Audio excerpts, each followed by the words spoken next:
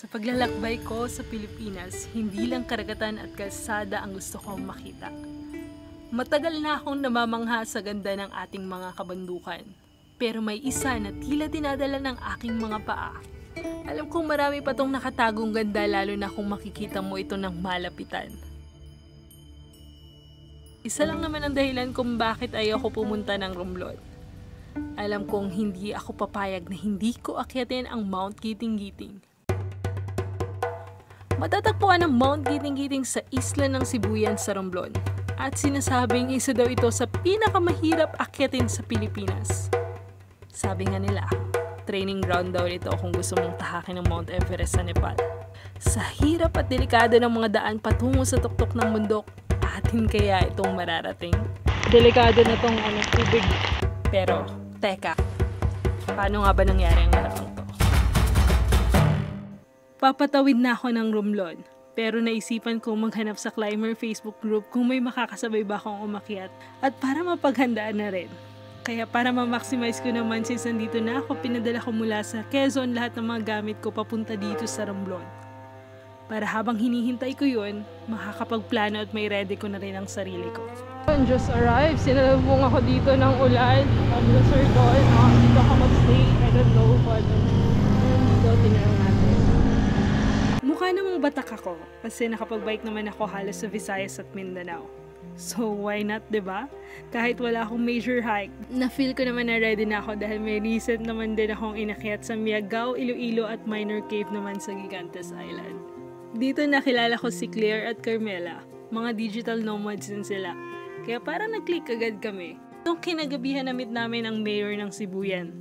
Grabe, napakabait niya kasi personal pa niyang pinakita yung mga koleksyon niyang mga santo. After nun, nag-hike din pala kami sa pinakamalapit na falls para mag-warm up. Kailangan pa rin natin mag-unat-unat bago ang matinding akyatan. Dahil DIY tayo, tinulungan kami ni Kuya Jason o mas kilala bilang Pulubing Gala. Sumama na ako sa kanila dahil hindi naman din ako ganun nakapagplano. Kumuha muna kami ng permit dito sa DNR at nagkasundo na traverse ang gagawin namin.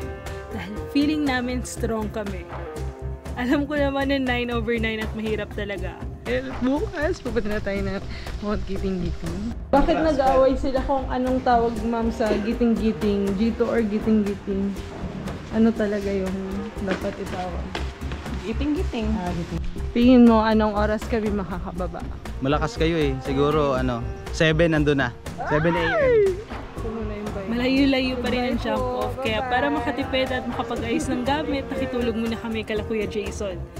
Namit ko na rin dito si Ma'am Macy na taga Quezon din pala. At pinahiram na rin niya ako ng mga kulang kong gamit dahil wala talaga akong kadala-dala. Pati na rin jacket. Mongga, diba? Sino yung amo mo, ha? Medyo kinakabahan ako sa mangyayari bukas. Oh my God. Idol nga eh. Nagsimula na ang umaga. Walang tigil ang ulan. Sino ba naman kasi nagbabalak umakyat ng tag-ulan, diba? Eh di ako. May dalawang jump off para akyatin ang Mount Giting-Giting. Ang Tampayan Trail at Olango Trail. Talagang 9/9 daw kung mag-reverse traverse ka dito. Kadalasan na ginagawa ito ng 3 araw para mabawasan ang hirap. Halimaw lang ang mga gumagawa ng day hike. At hindi ako yun. Good morning. Yan, start na kami. 8 AM was supposed to start at 6 AM. And then yun, sobrang sama ng weather ngayon. Medyo kinakabahan ako dahil madulas-dulas itong mangyayari. But sabi nila yung start daw is hindi naman ganun ka-technical. I think tomorrow yung mahirap-hirap. So good luck! Start kami dito sa jump off. Doon kami tumira kala Sir Jason. And unfortunately, hindi na siya nakasama. So ano kami ngayon? 3. Bye-bye! Baka hindi na tayo magkita kasi hindi kami magba-backtrail. Traverse kami. Mag-aabang ako sa daan. Pinasabugan din kami ng ulan. Mukhang sign na ito na magiging masama ang panahon sa hike namin. Tatay Phil ang magiging guide namin dito. 75 years old na siya at napakalakas pa rin. Iba kasi ang paraan ng pamumuhay sa probinsya compare mo sa mga tao sa syudad. Hindi naman ganun ka-technical ang daan. May mga nadaanan lang kami sa simula na river crossing pati na rin ang Bulod Spring. Isa sa mga water source dito.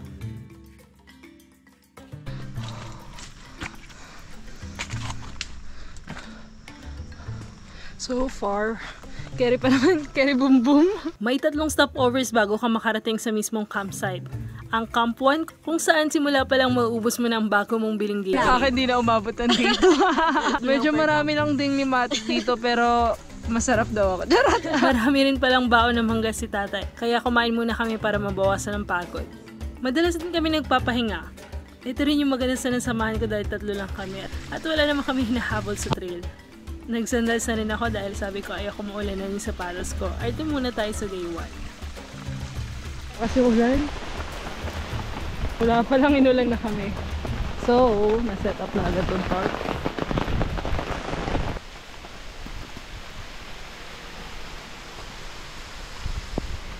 Approaching Camp 2, yes! Dahil nagutom na kami, kumain na kami ng ipinabaon sa aming lunch ni Madam Macy. Nagpahinga muna kami sa Camp 3 at dito na nagsimula ang medyo technical na sa papunta ng campsite.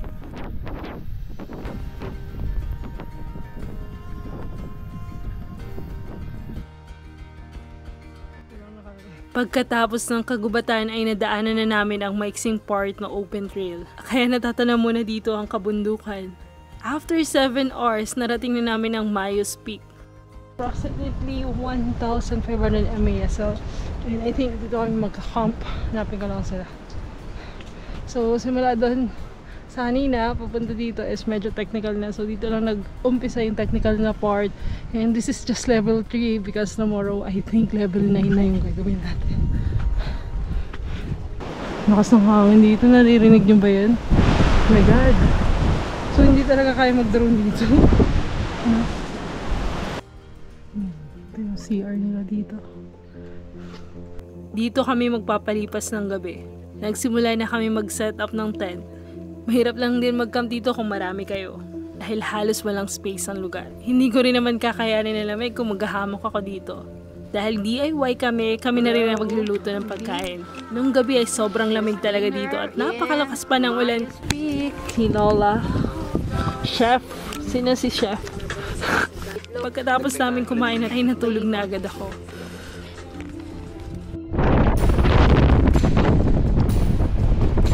Simula na kami mag-backtrain na lang dahil masama talaga ang panahon. Ibig sabihin ay hindi na namin dadalhin ang mga gamit namin dahil dito rin kami babalik mamaya. Oh my God, Curti ko anong gagawin ko! Sa ikalawang araw pa lang pala magsisimula ang madugong akyatan. Warm up lang pala ang kahapon. Nung umakyat ako dito, kiss the wall lang ang alam ko. Ang hindi ko alam, magiging ganito pala ang buong trail. Alas 8 na ng umaga na nagsimulang maglayag. Late na pala to. Hindi naman kami na-inform. Malapit na kami sa summit. Wala pa sa katotohanan. Lapit na kuya? Wala pang kalate. 5 minutes na lang ang summit na. Positive lang, mindset lang to. Pag negative ka talaga, wala. Hindi mo na itutuloy. So tara na. 90 talaga yung mas mahirap. Masama pa rin ang panahon. Pero laban na. Dito pala kami matatagalan dahil nanditong part yung medyo technical. In 1 hour, umakit pa rin kami dito sa mga bato. Eh, nandito yung view. Hopefully, magkaroon talaga ng clearing. Ayan. Naniniwala ako na kapag mabuti ka daw tao, may clearing. Saan mabuti akong tao?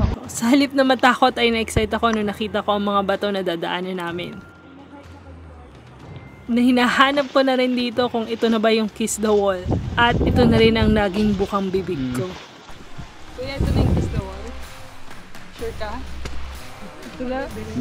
Hindi ba? Ito naman niloloko ako sa mag-kiss the wall. Bawat tapak ay kinakailangan maging maingat dahil kapag nahulog ka ay bangin agad ang pupuntahan mo.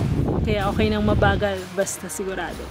Kasunod namin narating ang Eagles Rock. Nasobrahan lang ako sa picture dito kahit wala naman tayong clearing. Camel's Back, so akitin namin to. Yun ba yun? Yun? Yung taas. So yun. Oh! Kaya na din to. Medyo technical na dito sa part na to. So hindi pa daw to yung kiss the wall, pero I think parang kiss the wall na rin siya. Block. Pero mas mahirap to.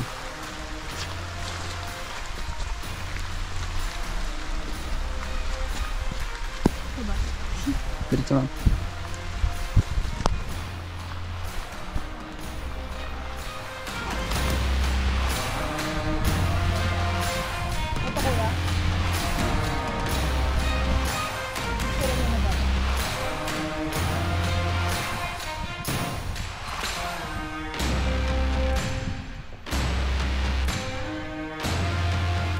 At pagkatapos nito ay pahirap pa ng pahirap ang mga dinadaanan namin. Buti na lang din at 3 lang kami dito at halos may sarili-sarili kaming guide.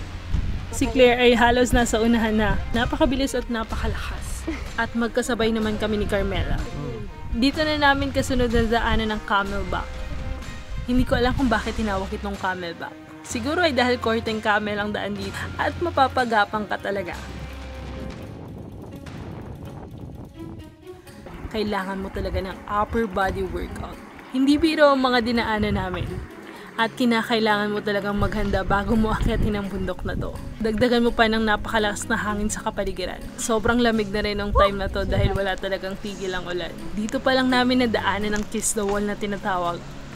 Hindi mo na kailangang hanapin pa.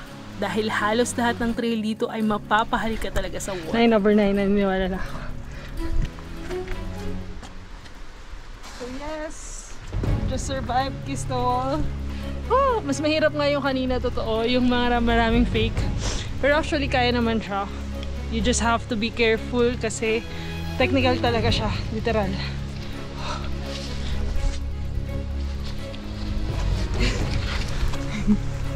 Dito ka na mapapaisip kung bakit mo pinasok ang bundok na to. At mas maganda sana kung nakahiga ka na lang sa bahay. Pero eto ka ngayon, nakatitig sa mga bato at kabundukan. Sinusiguradong tama ang bawat tapak mo.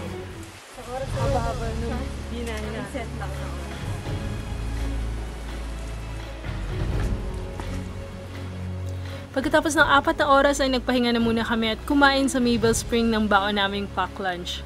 Swerte daw kami dahil kapag mainit ang panahon ay pahirapan ng water source dito. Nung time na to ay bihira din ako uminom ng tubig dahil hindi mo naman mararamdamang pagod ka compare mo na lang kung napakainit ng panahon. Nagkalat din pala yung Limatek ng time na to. Pagkatapos ito ay pahirap pa ng pahirap ang mga dinadaanan namin. Kinakailangan mo talagang maging maingat sa bawat tapak. Bumuhos pa ang napakalakas na ulan. Ayoko pang sumuko. Sabi ng guide ko ay malapit na daw kami. Lapit namin sa peak. Technical na pala talaga dito sa part na to.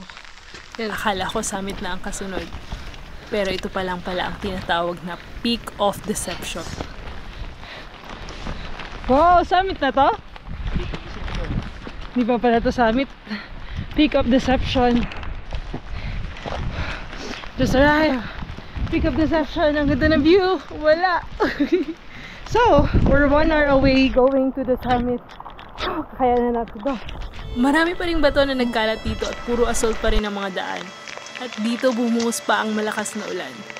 Hindi ko alam kung bakit tinawag din siyang Peak of Deception. Naglakad pa ako ng 10 minutes at tinuro na sa akin ng guide ko ang summit. Madadaanan mo daw dito ang tinatawag na 90 degrees wall. Ang sinasabing pinakamahirap na parte ng trail bago mo marating ng summit. Oh, so punong-puno pala dito ng falls. 90. Ha? Okay. Pagbalik natin, malaki na yan. Fortunately, hindi na namin mararating tong summit dahil ngayon bumabaha na dito sa tunnel. May tunnel pala doon na doon ang gagaling yung tubig dito sa bundok. So yun, dito lang kami nakaabot. Yun, kasama kong dalawa, pababa sila ngayon. From there, tapos ito, yun, umaapaw na yung tubig doon. I don't know if nakikita nyo right now. Yan, grabe, sobrang punong-puno ng tubig. So, aapaw na yan, kuya. Pipicture lang po sana po yung akyat. Pipicture po. Ano pong nangyari tayo? Bawal na pumunta doon? Bawal na pumunta doon tayo? Di bawal na eh, late na sa time mo. Oh? Alaw na sinigay dos na. Pabalik na ni si Claire at si Tatay Phil na galing na ng summit. Sinabi niya sa akin na late na daw kami at hindi maganda na tumuloy pa ako. Nakikita ko na rin ang mga kabundukan na tumutulo na ang mga tubig. Ang ganda tingnan. Pero natakot na rin ako. Naalala ko na rin yung mga masasamang balita na namatay dito sa bundok habang nakatingin sa tuktok na inaasam. Dito, mas inisip ko nang piliin ang kaligtasan ko. Wala din naman akong makikita sa tuktok. Siguro nandun yung fulfillment na narating mo siya. Pero baka sa huli may mararamdaman ka rin pagsisisi. Kaya ayan, hindi na ako nagdalawang isip pang ituloy. Pinakinggan ang mga sinabi nila na bumalik na. Si Claire, ano siya tumatawid. May clearing, babalik ako sa summit. Non-stop rain, pabalik na kami. Walang clearing, so we decided to go back. Yun, Gagabihin talaga. Sketch pag ginabi dito.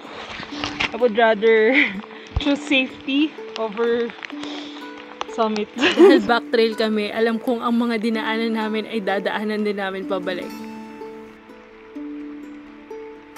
Bumalik na kami at dinaanan ang mga dinaanan namin kanina. Kapag ginabi kami sa Camel's Back ay medyo delikado. Hindi medyo, delikado talaga. Mahina din ang dala kong ilaw ng time na to dahil hindi ko talaga alam na aabot kami sa ganitong oras. Naway magkaroon ng proper orientation sa DNR at suggested itinerary pa sa mga akit ng DIY. O mag-research siya rin na maayos para maiwasan ang mga ganitong pangyayari sa mga kasunod na akit ng mundo. Bilang galing naman ako sa Tarlac, hindi na ako bago sa mga ganitong lakaran, kahit gabihin pa ako dito. Ito na rin kasi ang naging standard ng pinakamadugong adventure na naranasan ko. Kung gaano pala katagal ang akit mo papunta, iba pala kapag pabalik ka na. Hindi dahil pababa ay mabilis na. Mas naging mabagal pa ito dahil ginabi na rin kami.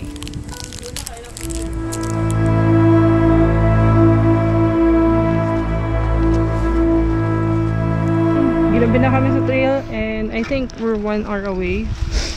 Hopefully. And it reminds me of my trekking sa Tarlac na medyo sketchy yung dinadaanan namin. Pero this time, wala naman tayong bike. So yan, we're now heading to the campsite. We decided to do back trail. And thankfully, dahil hindi talaga, 9/9.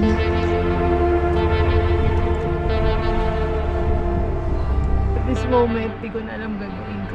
Maniniwala na ako 9/9 siya. 9/9 talaga. Wala masabi. Speechless. Mindset lang. Mindset lang yan. Malapit na ba? Literal, ginabi na kami. Kailangan talaga strong yung mindset mo. Pero as of this moment, nabasagan ako ng tuhod. Yan. I think we're almost there at I don't know kung anong oras ngayon. Pero laban lang. Ang dami na natin pinagdaanan. At kung susuko ka ngayon, wala, talo ka na. Alas 7 nung nakarating na ako na campsite. Nagluto na rin kami ng dinner at natulog na. Traverse tayo, traverse. Ito, top 1, iniwan kami, girl. Ayan. 2 days, walang ligo. Wipes na lang tayo. Sanay na. And kapag sanay ka na talaga sa mga ganito, wala ka nang magagawa because adventure over comfort. Super tired. Kailangan talaga kasi ng maximum power dun sa ginawa namin kanina from upper body workout to lower body. At ngayon, malamig-lamig talaga dito sa campsite. Tinatamad na rin ako mag-video. So, good night. Sana okay pa tayo bukas. Ayan, naraban naman. Sa Alexander. Wala tayong good morning. Good morning dyan. Ito yung mamungad sa atin. Good morning. Good morning. Sarinig sa vlog ni 3. Day 3. Basag na yung tuhod ko. So, basic lang pala yun? Hindi kaya pa yan. Ano tayo? Tara. Halika na. Baka may ngayon, clearing. Medyo bitin talaga eh. Tara tayo. Oo. Hindi, clearing ito eh. Nag-uusapan namin na sana walang clearing yung kasunod na nag-hike. Charot. Hindi mo pa shoutout daw sila. Sana po, meron po kayong clearing yung charot, sana wala. Para damay-damay na to. Damay-damay. Sabi ni Lord, yung mga may mabubuting loob lang daw yung nagkakaroon ng clearing. Siguro masama talaga yung ugali ko.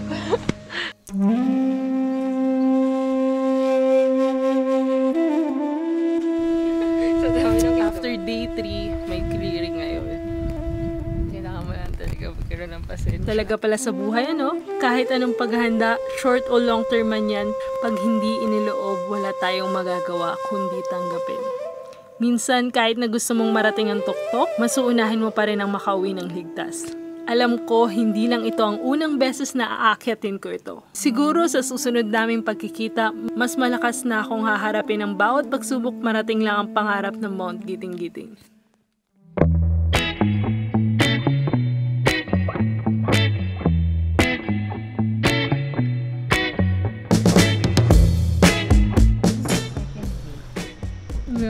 Bababa na kami. Nabasag yung tuhod ko. Pero kakayanin, 30 minutes away. Makakapag-swimming na kami. Yeah! Now we're back! Hello! Ay, sabi ko sa'yo, babalik kami. Oo nga, hinintay kita doon sa daan. Ba't kayo nandito? Traverse kami. Dito ng bagsak nyo. Kala nyo